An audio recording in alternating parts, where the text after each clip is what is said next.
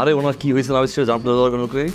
Doctor আছে না লুবনা নাম কেটে না, ওনাকে দেখে তো মনে হচ্ছে সিরিয়াস, এখনই ইমার্জেন্সিতে নিতে হবে। আরে পাগল আত্মীয় স্বজন লাগে।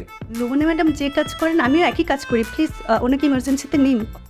ওনার অবস্থা তো বাজে হওয়ার হোক, দরকার পড়ে লাশ হয়ে পড়ে যাবে, তারপর যাবে না। ম্যাডামকে ডাকেন। লুবনা ম্যাডাম পেজি আছে, আপনি আমাকে বলুন। আরে ডাকেন না রে ভাই, রোগীর অবস্থা বাজে আপনি বলতেছেন। হ্যাঁ হ্যাঁ, উনি ঠিক বলেছেন নার্স। উনি আমি ছাড়া আর কাউকে দিয়ে চিকিৎসা করাবেন এই পুরো পৃথিবীতে। উনি শুধু আমাকে একটা ডক্টর ছিলেন। আপনি ভেতরে যান। কি হয়েছে ওনার? শ্বাসের প্রবলেম। ওনার শ্বাস ডিরেক্টলি আসে না, কিস্তিতে আসে, মানে 3 ধাক্কায় আসে। বুঝতে পেরেছি। বাবা আপনি বলুন। বুকে ব্যথা, প্রচন্ড বুকে ব্যথা। জলে জলে জলে রাইট, জলে। ও মাই গড বাবা, আপনাকে না এক্ষুনি অপারেশন করতে হবে, কিন্তু একটা ছোট্ট রিস্ক আছে। হ্যাঁ, অপারেশনের পর ওনার জ্ঞান ফিরবে নাকি ফিরবে না এইটার গ্যারান্টি আমার নেই বাবা। গ্যারান্টির কোনো দরকার নেই, আপনাকে নিয়ে যান। ঠিক আছে চাচা চল। এই মেয়ে, আপনি কি সব আবল-তাবল বলছেন? আমাকে অপারেশন নিয়ে যাবে? বিশ্বাস করেন আমার কোনো বুকে ব্যথা নেই। উনি টাকা দিয়ে আমাকে ভাড়া করে নিয়ে আসছেন। আমি একজন সুস্থ মানুষ। আরে না না না, আমি যাই। আরে বাবা কোথায় যাচ্ছেন? অপারেশন করবেন না? কি এইসব ফালতু লোকেদের জন্য কোনো কাজ না স্বয়ংসম্পূর্ণ হয় না। কি দরকার ছিল বলে দাও। আসিস না। হ্যাঁ হ্যাঁ, ওয়েলকাম স্যার।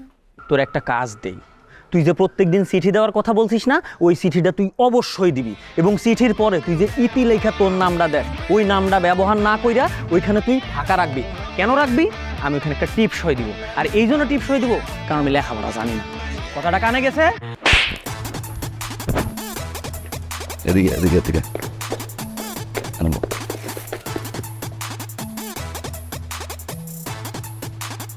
কোন বোর্ড রাখছি?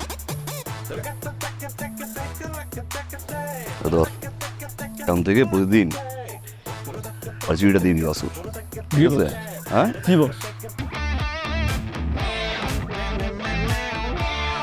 রোবানা ম্যাডাম, কি আপনার জন্য একটা জিনিস আছে। কি জিনিস? 1 মিনিট।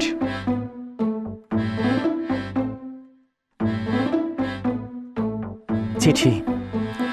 সবাই তো আর সব কথা মুখে বলতে পারে না, অনেক কথাই সব চিঠির মাধ্যমে প্রকাশ করে। প্রিয় লোবানা,